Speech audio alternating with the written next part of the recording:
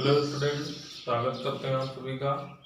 आज के वीडियो में हम वेक्टर की गुणा के बारे में बता रहे थे। पहले वाले वीडियो में हमने आपको जो है अदिश गुणन, डॉट प्रोडक्ट या स्केलर प्रोडक्ट के बारे में बताया था, उसका न्यूमेरिकल भी बता दिया था। तो आज जो है हम वेक्टर के वेक्टर प्रोडक्ट यानी सदिश गुणन के बारे में बताएंगे या क्रॉस प्रोडक्ट के बारे में बताएंगे।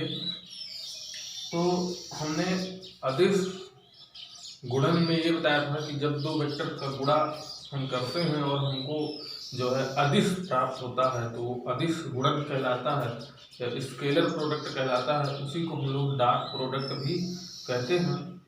दो फार्मूले आए थे, vector A dot vector B बराबर ए बी कॉस थीटा, और अगर घटकों के रूप में दिए हैं यानी आई जे के कैप के रूप में तो वो भी आता है vector A dot vector B बराबर A x B x plus A y B y plus A Z B z के रूप में वो फार्मूला आता है। लिख देते हैं vector A dot vector B में हम लोग आपको बताए थे vector A dot vector B, अगर कोई दो वेक्टर हैं उनके बीच कोण थीटा है तो उनका जो डॉट प्रोडक्ट या अदिश गुणन या स्केलर प्रोडक्ट जो होगा वो ए बी कॉस थीटा होगा।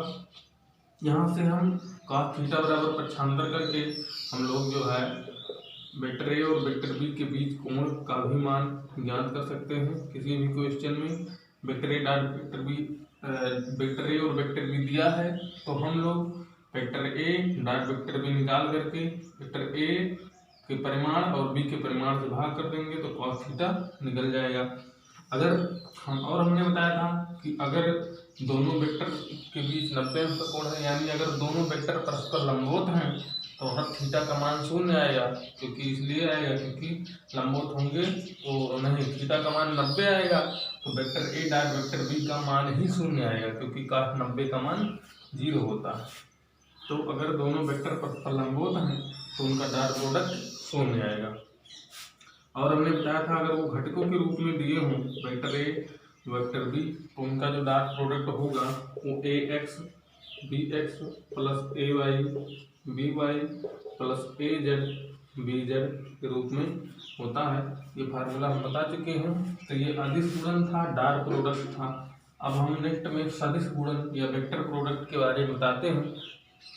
इसके गुणा में हम लोग हमेशा डॉट का इस्तेमाल करते हैं, गुणे का ये चिन्ह यूज नहीं करेंगे। अगर ये चिन्ह यूज करोगे तो वो सदिश गुणन हो जाए, मतलब कि ये क्या है, अदिश गुणन है। हमने एग्जाम्पल भी बताया था, किया गया कार्य बराबर बल गुणे विस्थापन होता है तो बल सदिश, विस्थापन भी सदिश, लेकिन कार्य अदिश है।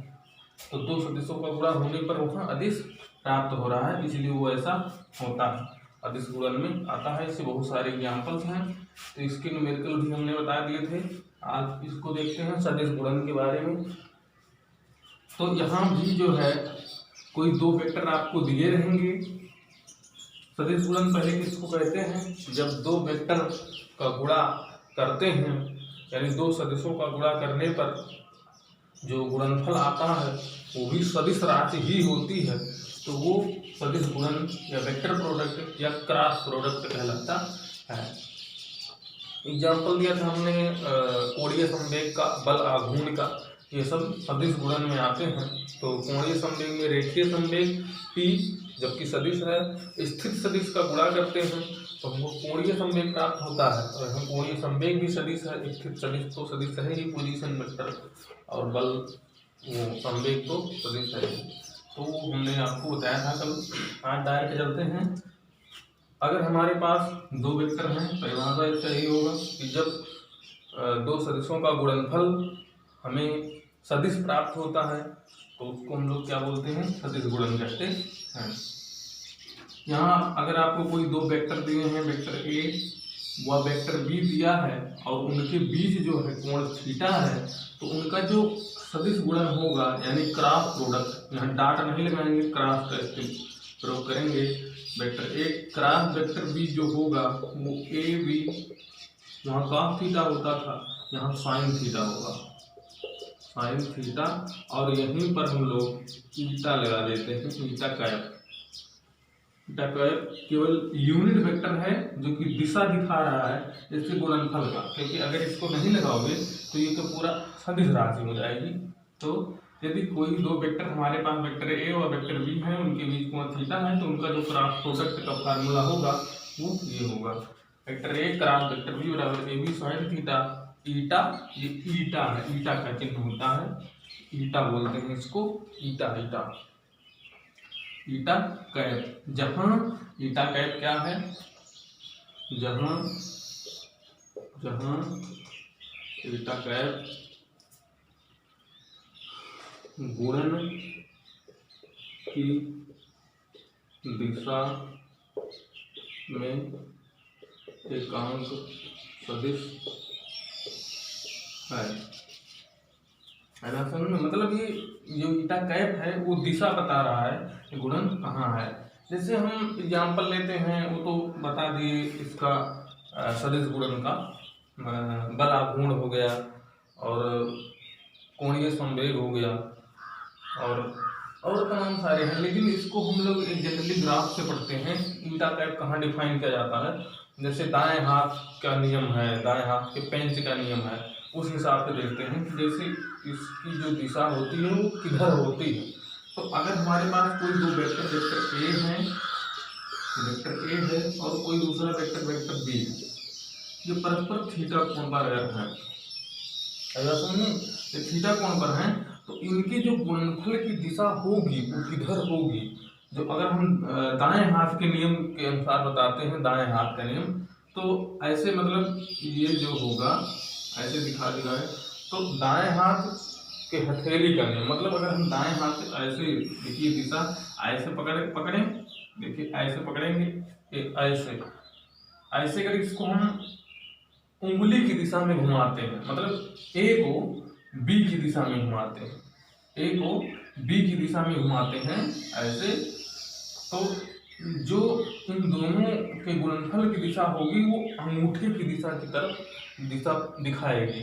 ऐसे अगर आप पेंच का नियम लें, पेंच जो क्लॉकवाइज पेंच घुमाया जाता है, तो इसको अगर हम इधर रोटेट करोगे, ऐसे रोटेट करोगे, क्लॉकवाइज रोटेट करते हैं, तो वो क्या होता है अंदर की तरफ जाता है। यहाँ अगर इसको इधर की तरफ रोटेट कराओगे, मतलब जो ए है इसको बी की तरफ रोटेट कराओगे, तो ये हमेशा ऊपर की ओर ही जाएगा, क्योंकि आप कोई भी स्क्रू अगर ऐसे है तो देख लीजिए, अगर आप ऐसे घुमाते हैं, क्लॉकवाइज घुमाते हैं, तो वो जो है आगे की तरफ बढ़ेगा। तो ऐसे करेंगे तो ये, तो अर्थात जो ईटा कैप दिशा हुआ वो ये हुआ, और ये क्या होगा हमेशा ए और बी के लंबवत होगा।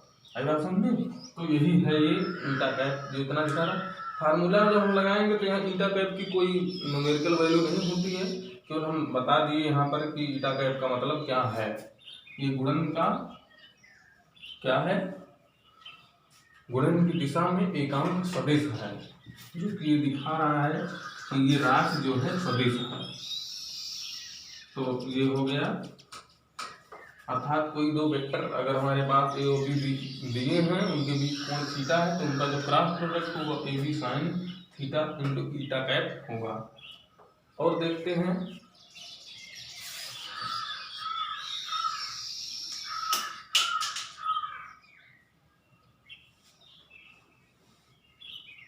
अब, जैसे वहाँ आप लोगों ने देखा था कि वो अगर इन दोनों के बीच मतलब कब अधिकतम होंगे कब न्यूनतम होंगे, तो न्यूनतम कब होंगी जब ए व बी जो है परस्पर समरैखिक होंगे या समांतर होंगे। अगर ये ए व बी, वेक्टर ए व वेक्टर बी जो है परस्पर क्या है, समरैखिक हैं या समांतर हैं, समांतर व समरैखिक होंगे, तो थीटा बराबर क्या क्या होगा, समांतर होगा तो 0 होगा, समरैखिक होंगे तो 180 अंश होंगे। तो इस हिसाब से जो vector A cross vector B का जो मान होगा, vector A cross vector B का जो मान होगा वो 0 होगा। 0 क्यों होगा, क्योंकि साइन 0 का मान और साइन 180 अंश का मान जो होता है वो 0 होता है अधिकतम। और वहाँ क्या था, इस स्थिति में की स्थिति में अधिकतम था, 180 की स्थिति में सबसे माइनस में आया था, मैंने सबसे कम आया था। और यहाँ पर वेक्टर ए व वेक्टर बी यदि क्या हूँ, परस्पर लंबवत हूँ, लंबवत हूँ, तो थीटा बराबर क्या होगा, थीटा बराबर 90 होगा। और जब थीटा बराबर 90 होगा तो vector A cross vector B बराबर जो आएगा वो ए बी आएगा। क्यों? क्योंकि साइन 90 का मान होगा 1 और ए बी। ऐसे हम यहाँ ईटा कैप लगा भी देते हैं, नहीं लगाओगे आप तब भी चलेगा, क्योंकि दिशा ही दिखा रहा है, इसका ना कोई न्यूमेरिकल वैल्यू है ना कुछ है। जब मान रखोगे तो, क्योंकि ये यूनिट वेक्टर है, तो यूनिट वेक्टर का परिमाण हमेशा 1 होता है, तो ये गायब हो जाता है। तो ऐसे भी है, यानी कि जब लंबवत होंगे तो यहाँ पर, और वहाँ डॉट प्रोडक्ट में क्या था, लंबवत होने पर इनका जो गुणन था वो शून्य आता था, यहाँ अधिकतम आ रहा है, शून्य नहीं आ रहा है। यहाँ अधिकतम आ रहा था उसमें, और यहाँ ये शून्य आ रहा है। इसमें भी हम ईटा कैप लिख देते हैं, ईटा कैप लिखा जाता है, ऐसी बात नहीं है। और ईटा कैप नहीं लिखते हैं तो ऐसे लिख देते हैं, शून्य के ऊपर वेक्टर लगा देते हैं, क्योंकि ये ईटा कैप लिखने का मतलब ये है कि ये पूरी राशि सदिश है, क्योंकि इसमें दिशा पाई जा रही है। तो अगर यहाँ जीरो के बगल में ईटा कैप नहीं लगाते हो, ईटा कैप लगाते तो ठीक है, नहीं लगाते हो तो ऐसे लगा सकते हो, तो कोई दिक्कत नहीं है। अगर समझ में, तो ये हो गया कम अधिकतम और कम न्यूनतम। एक चीज और देखते हैं यहाँ पे, यहाँ पर हम ये देखते हैं कि अगर कोई वेक्टर ए है उसका उसी में सदिश गुणन कितना होगा। वहां पर क्या आया था, कोई वेक्टर था तो उसका उसी में सदिश गुणन जो आया था, जैसे कोई वेक्टर ए है, वेक्टर ए का जो dot product vector A dot vector B जो आया था, vector A dot vector A कितना आया था, ए स्क्वायर आया था। ए स्क्वायर क्यों आया था, क्योंकि ए कॉस 0 और कॉस 0 का मान 1 आया था, क्योंकि वेक्टर ए और वेक्टर ए के बीच 0 अंश का ही कोण बनेगा, इससे ज्यादा, क्योंकि कोई वेक्टर ए है और फिर दूसरा वेक्टर ए ही इसी पर है, तो इन दोनों के बीच में कितने अंश का कोण बना, 0 अंश का। और यहाँ देखते हैं तो यहाँ क्या आएगा, वेक्टर ए, तो ए साइन कितना 0, और साइन 0 तो ये कितना हो गया पूरा 0, यानी कि किसी वेक्टर का डॉट नहीं है, cross vector A cross vector A का जो वैल्यू आएगा वो क्या होगा, ईटा कैप आप चाहे तो यहाँ पे लगा सकते हैं। तो vector A cross vector A जो आएगा वो शून्य आएगा, यानी कि 0 आएगा, यानी कि नल वेक्टर भी कह सकते हैं, तो ये आएगा। इसको हटा करके आप वेक्टर लगा सकते हैं, नहीं लगाते हैं तो भी सही माना जाता है, क्योंकि न्यूमेरिकल वैल्यू में ये बस केवल लिखने के लिए दिखा जाता है कि यहाँ दिशा पाई जाती है। ये तो हो गया कब अधिकतम कब न्यूनतम, और किसी वेक्टर का उसी वेक्टर में जो गुणा होता है वो कितना होता है, क्रॉस प्रोडक्ट होता है वो शून्य होता है। वहां डॉट प्रोडक्ट उसी वेक्टर का उसी वेक्टर में कितना आया था, ए स्क्वायर आया था, यहाँ शून्य आ रहा है। तो ये सब चीजें हैं जो कि आप न्यूमेरिकल लगाएंगे तो पता चलेगा। इतना ध्यान रखेंगे कि वहां लंबवत था तो वहां 0 आता था डॉट प्रोडक्ट, यहाँ लंबवत है तो यहाँ डॉट प्रोडक्ट 0 नहीं आता है, अधिकतम आता है। जब समांतर की स्थिति में यहाँ 0 आता है, वहाँ समांतर की स्थिति में सबसे अधिकतम आया था। तो ये हो गया डॉट प्रोडक्ट के बारे में।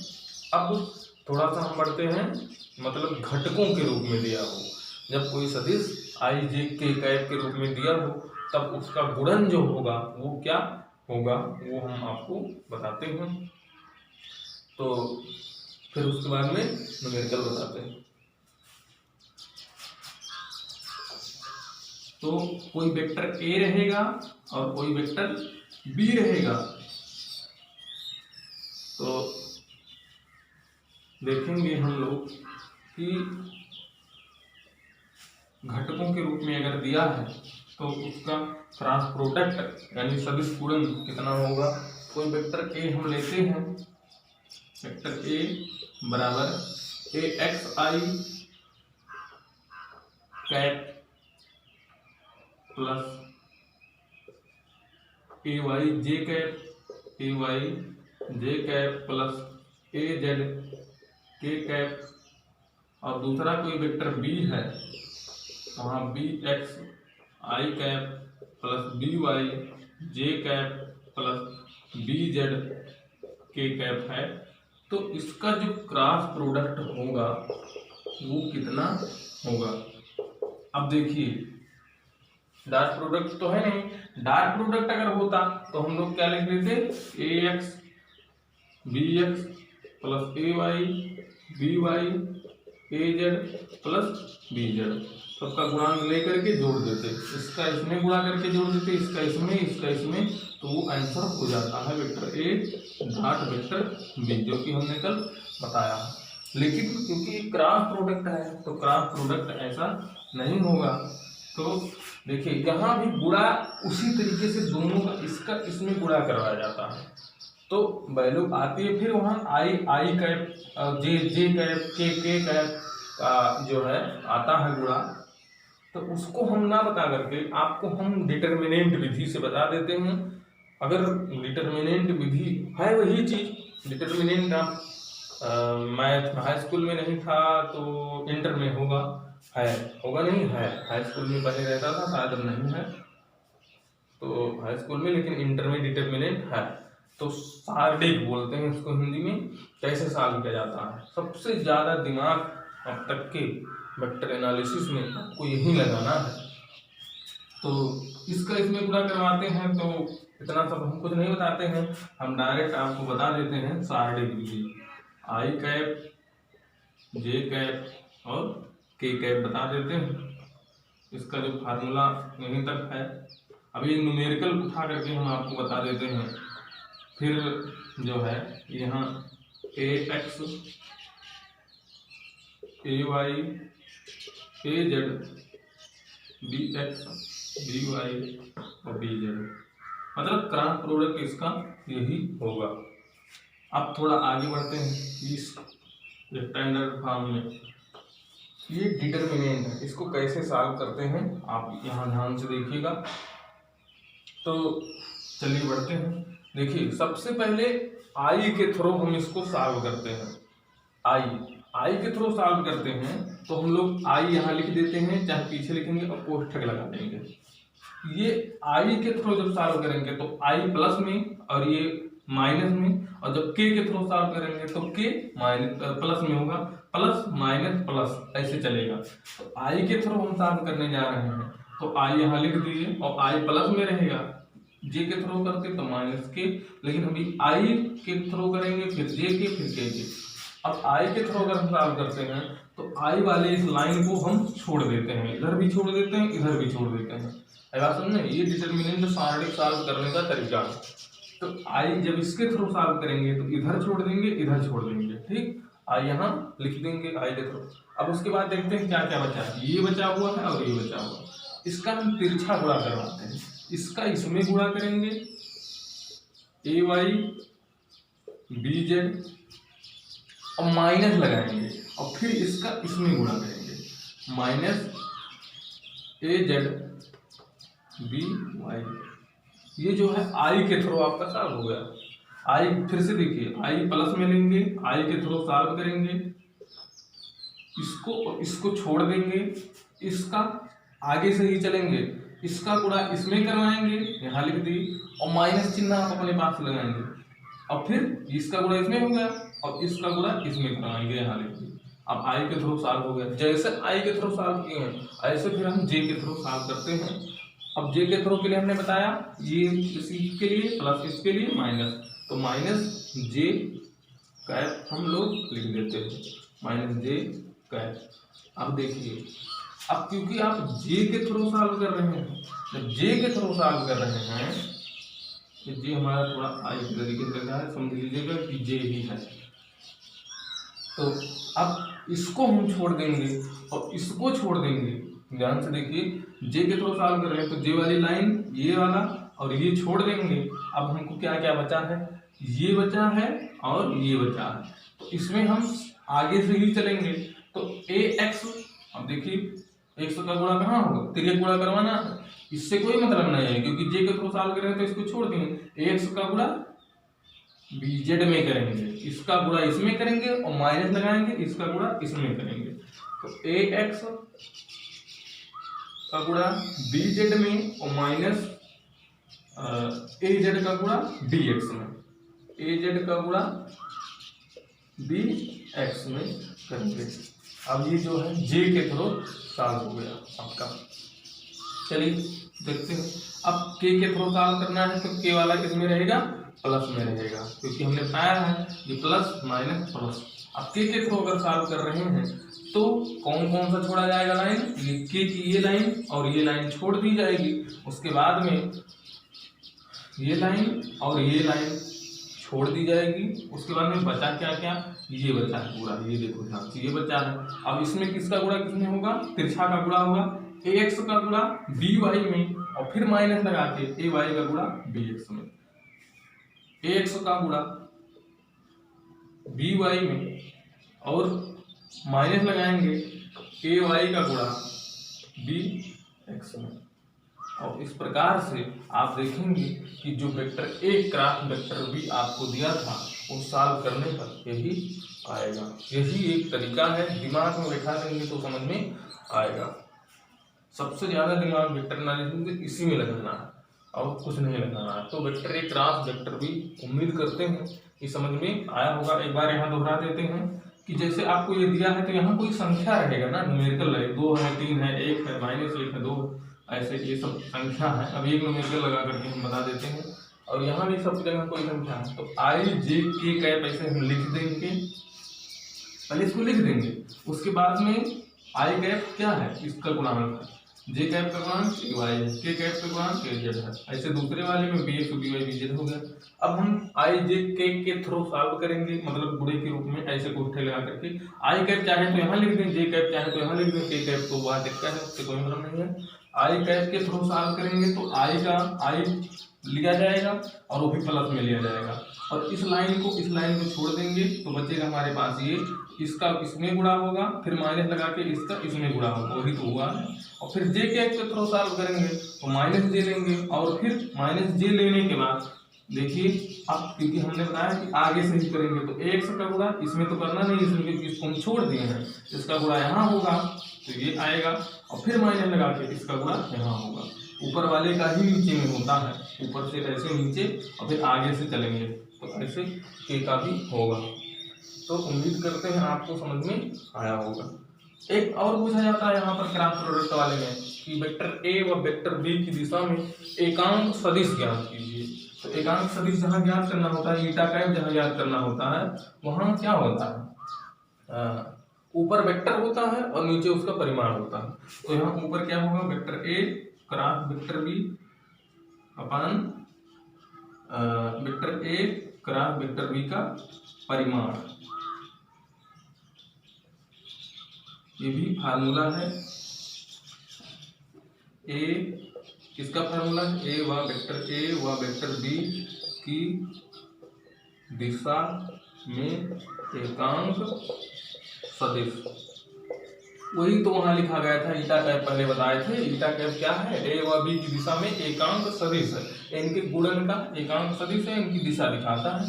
तो ईटा कैप कहीं भी एकांक सदिश निकालते थे। अब ये क्यों कह रहा है कि ए की दिशा में एकांक सदिश निकाल कीजिए, वेक्टर ए की दिशा में। तो वेक्टर ए की दिशा में के लिए हम ए कैप लिखेंगे और वेक्टर ए अपान मान आप वेक्टर ए।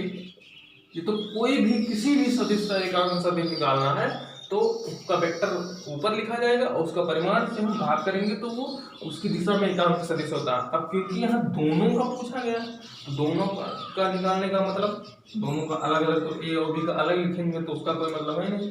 तो यहाँ हम लोग उसके क्रॉस प्रोडक्ट को ले लेते हैं। क्रॉस प्रोडक्ट ऊपर रहेगा और क्रॉस प्रोडक्ट का मान जो है, परिमाण जो है वो नीचे रहेगा। ये भी एक फार्मूला है जो कि पूछा जाता है। तो उम्मीद करते हैं समझ में आएगा। अब हम जस्ट एक न्यूमेरिकल आप लोगों को बताते हैं, आएगा समझ में, तो कोशिश करते हैं फिर हम बताते हैं। ये क्या है, ए व बी की दिशा में एकांक सदिश है जो कि ईटा कैप है। क्रॉस प्रोडक्ट समझ में आना चाहिए, इसको हम मिटा देते हैं। तरीका केवल समझाने के लिए इतना हमने लिखा है।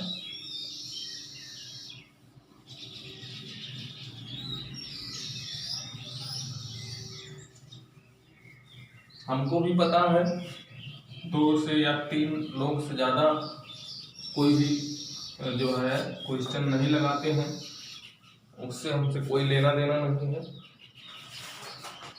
पढ़ना है जिसको वो पढ़ेगा। चलिए हम एक क्वेश्चन नोट किए हैं, इसको नोट इसलिए किए हैं क्योंकि अपने मन से लिख लो तो कोण और ज्ञात करने में दिक्कत होता है। तो कोई है वेक्टर ए बराबर 2i cap plus 2j cap plus k cap, और जो है वेक्टर बी है वो 2i cap plus minus 2j cap minus 2j cap plus 3k cap. तो इसका क्रॉस प्रोडक्ट ही हम बताते हैं कैसे निकाला जाएगा। Vector A cross vector B बराबर ऐसे लिख दी। अब हम बताए हैं कि क्या बनाएंगे, कार्डिक बनाएंगे, यानी डिटरमिनेंट विधि से। आई कैप लिख दिए, जे कैप लिख दिए, के कैप लिख एक्स देखिए आई कैप, आई का गुणांक पहले ए वाला लिख देंगे, आई का गुणांक 2 है, यहाँ जे का गुणांक 2 है, के का गुणांक 1 है, ऐसे लिख दिए। अब फिर क्या है, यहाँ बी वाले में भी 2 है, यहाँ -2 है, यहाँ 3 है। अब कार्डिक बन गया। अब केवल आपको सॉल्व करना है। तो पहले हम आई के थ्रू सॉल्व करते हैं। आई यहाँ लिख देते हैं, आई कैप यहाँ लिख देते हैं और कोष्ठक में यहाँ लिख देते हैं। अब आई जो है वो किस में रहेगा, अरे यहाँ ही लिख देते हैं, वो तो आपके केवल समझने के लिए है। चलो आई कैप प्लस में रहेगा, हमने बताया है कि आई के थ्रू सॉल्व करेंगे तो प्लस रहेगा, लिख दीजिए। अब इस लाइन को छोड़ देंगे, उसके बाद में क्या बचा, ये बचा है, तो इसका हम तिरछा का गुणा कराएंगे और माइनस करके लिखेंगे। तो सबसे पहले देखिए आई के थ्रू आई लिख दिए, कोष्ठक लगा दिए, ये और ये सब छूट गया। अब तिर्यक गुणा आप देखिए, यही चीजें तो बची हुई हैं, यही चीजें बची हुई। तो 2 का गुणा 3 में, यानी ऐसे लिख देते हैं, डिटेल में लिख रहे हैं 2 गुणे 3। अब माइनस हम लगाएंगे, आई बात समझ में, क्योंकि यहाँ इस माइनस की वजह से नहीं है, माइनस हर जगह लगेगा।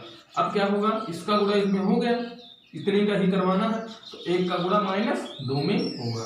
तो 1 का गुणा जब -2 में होगा तो 1 गुणे -2, ठीक, 1 गुणे -2, 1 का गुणा -2 में हो रहा है, और ये -2 हमेशा लगता ही। चलिए अब जे कैप लिखना है, जे कैप के थ्रू सॉल्व करेंगे। तो हमने बताया है कि जे कैप के जब थ्रू सॉल्व करेंगे तो ये प्लस, ये माइनस, फिर ये प्लस, तो ये वाला माइनस में होगा, यानी जे कैप माइनस में चलेगा। अब इसको हम छोड़ देंगे, ये तो छूटेगा ही, इसको पूरे को छोड़ देंगे तो क्या बचा, ये बचा और ये बचा। इसमें किसका गुणा होगा, 2 का गुणा 3 में होगा, फिर 1 का गुणा 2 में होगा, तो 2 का गुणा 3 में, और फिर माइनस लगा करके लिखेंगे, सब जगह हमारे बीच में माइनस ही लगेगा। 2 का गुणा 3 में लगाए और फिर माइनस लगा करके हम 1 का गुणा 2 में करेंगे, माइनस लगा करके 1 का गुणा 2 में कर दिए। जे के थ्रू भी सॉल्व हो गया। अब के थ्रू सॉल्व करते हैं। के थ्रू सॉल्व करने के लिए हम के कैप लेते हैं, और वो भी के कैप जो है किसमें लिया जाएगा, प्लस में लिया जाएगा। इसी लाइन में है, थोड़ा इधर लिख देते हैं, प्लस के कैप। अब देखिए के कैप में ये पूरा छोड़ देंगे, ये पूरा छोड़ेंगे तो यही तो बचा। अब इसमें क्या क्या होगा, 2 का गुणा -2 में होगा, तो -2 नहीं, 2 गुणे -2, 2 गुणे -2, और फिर माइनस हम लगाएंगे, माइनस लगाएंगे ना, क्योंकि बीच में हमेशा माइनस लगता है। -2 और गुणे 2, ये 2 का गुणा यहाँ होगा, फिर ये गुणा होता। सॉल्व कर लेते हैं हम लोग। आई कैप 2 3 6 होगा, और माइनस है तो हाँ, -2 का गुणा 1 में, हाँ +2 हो जाएगा।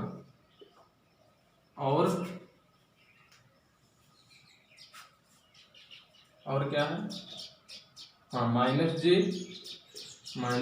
कैप 2 3 6 और 2 × 2 हो जाएगा, और यहाँ प्लस के कैप है, तो यहाँ -2 और -4, 2 दूनी 4, -4 आएगा, और यहाँ कितना आएगा, 2 दूनी -4, यहाँ भी -4 आएगा। तो यहाँ देखिए 6 दूनी 8, आई 8 नहीं लिखेंगे, 8 आई कैप लिखेंगे, 8 आई कैप,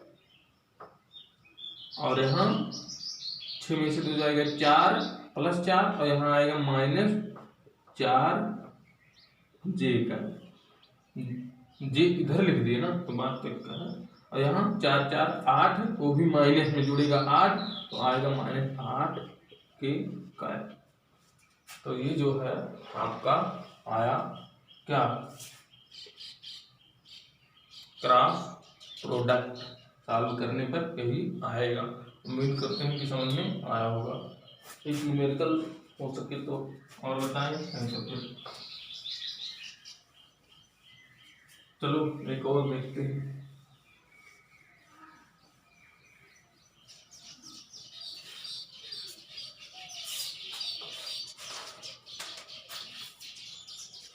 वेक्टर ए बराबर 2i कैप प्लस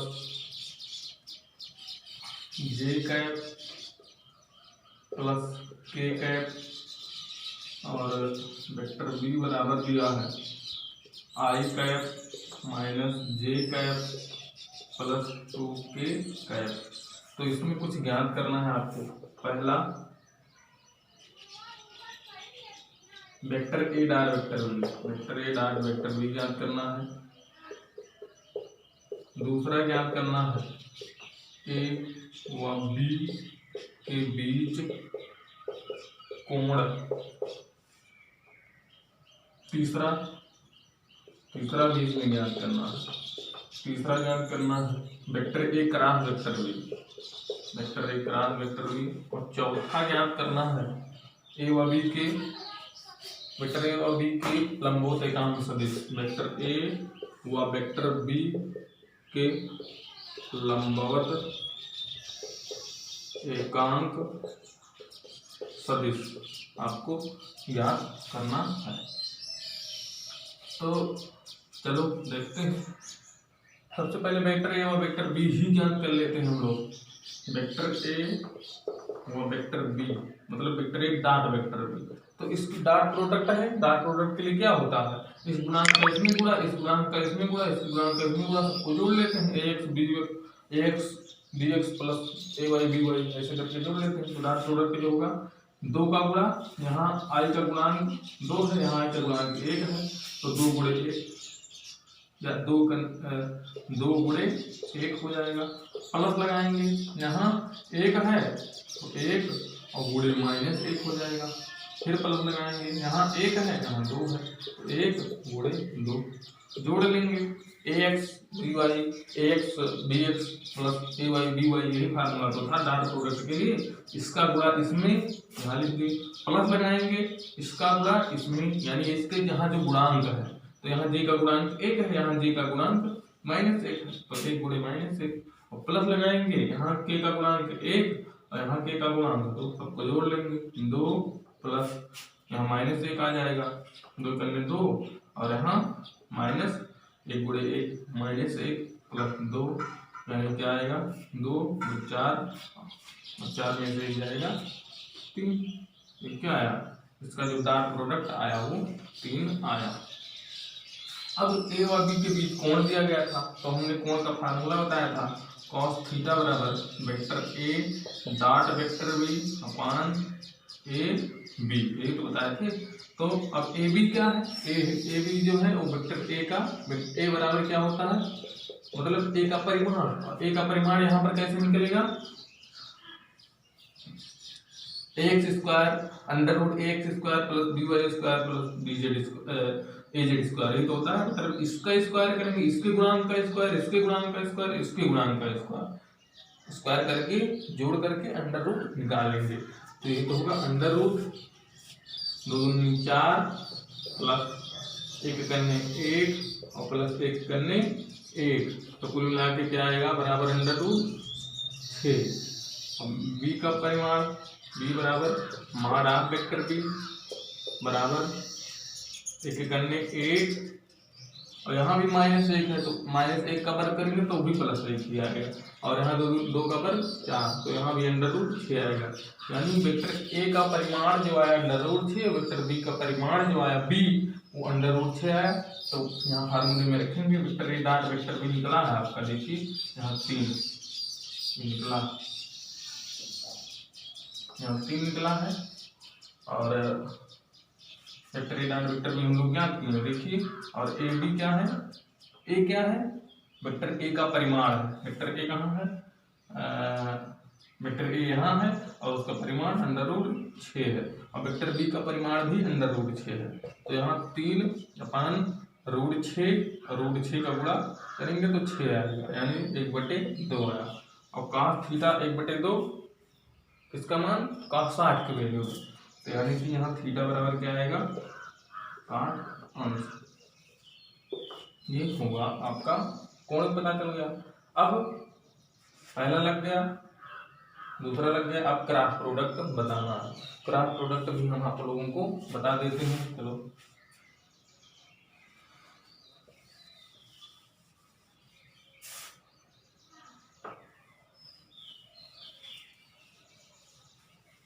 तीसरे सवाल में हमें पूछा गया था vector A cross vector B.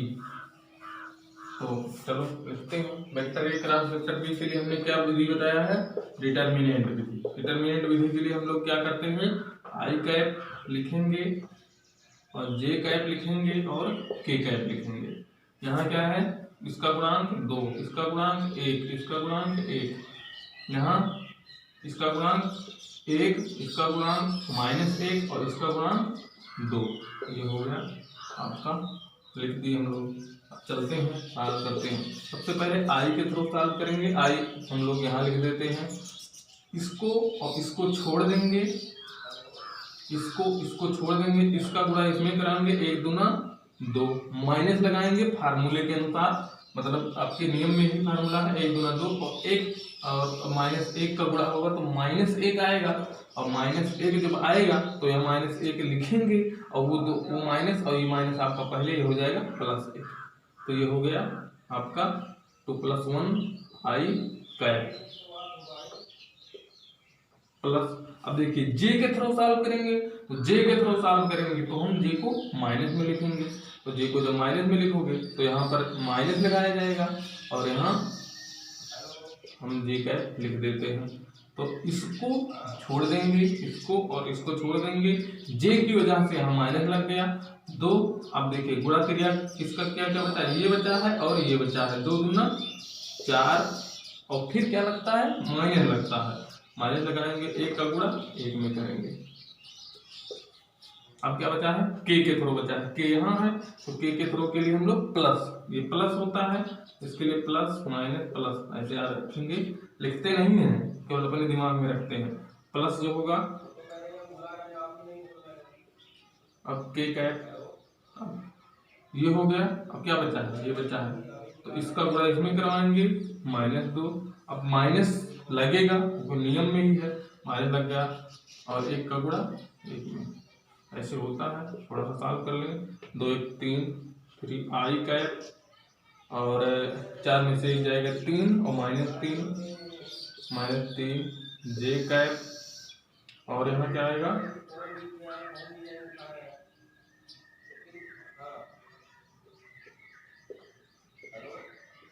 ये जो आया वो क्रॉस प्रोडक्ट आया, सब जगह 3 ही आया है। हाँ, तो ये क्रॉस प्रोडक्ट आएगा बस। अब हम आपको एक सवाल देते हैं,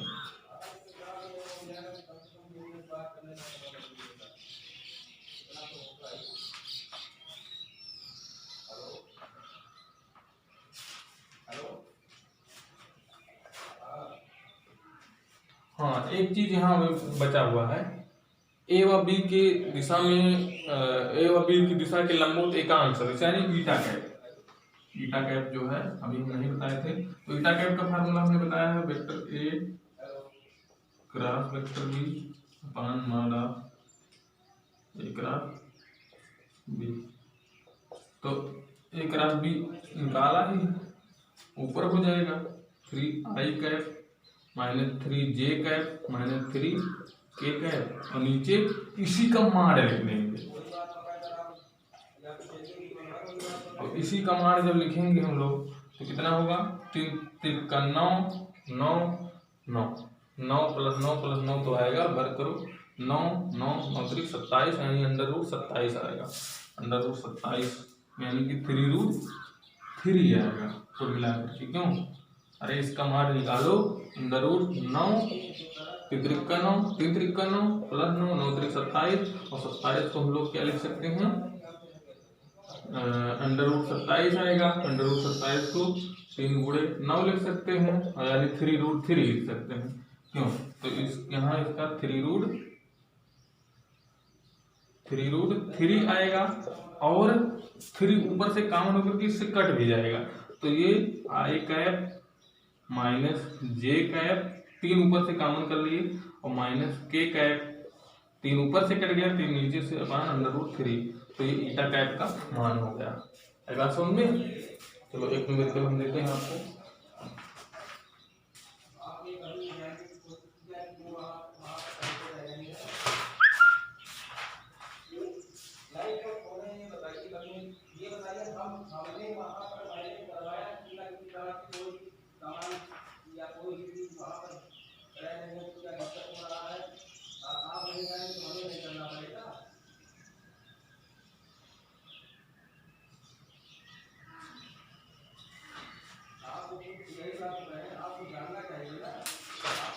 चलिए क्वेश्चन अभी है नहीं, देखना पड़ेगा, वैसे क्वेश्चन नहीं देंगे हम, अभी वीडियो को पूरा देखिएगा, और अभी हम मतलब एक प्रैक्टिस सेट टाइप में भेज देते हैं, और समझना है तो फिर पढ़िए, नहीं तो फिर कोई बात नहीं है। अगर आप अब न्यूमेरिकल हम अपने पास नहीं बताएंगे, आप लोग पूछेंगे तो बताएंगे। न्यूमेरिकल अभी हम भेज देते हैं, नहीं समझ में आएगा तो कहिएगा, फिर से ग्राफ प्रोडक्ट बता देंगे। Thank you.